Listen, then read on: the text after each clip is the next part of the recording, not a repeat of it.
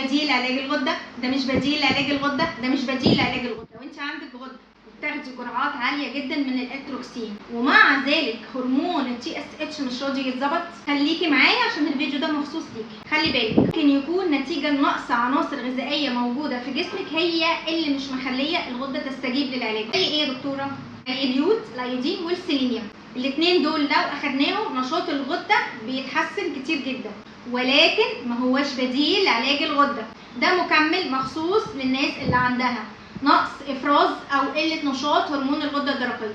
اسمه ايه؟ الجوبيرويد. باخد واحده منه كل يوم. مش بديل لعلاج الغده، ده مش بديل لعلاج الغده، ده مش بديل لعلاج الغده، لكنه ممكن يتاخد لوحده للناس اللي الغده عندها او الهرمون عندها بوردر لاين، يعني على اعلى حاجه بس لسه ما بداتش علاج الغده، ممكن امشي عليه لوحده. لو انا باخد الهرمون التعويضي ده مش بديل، هاخده معاه.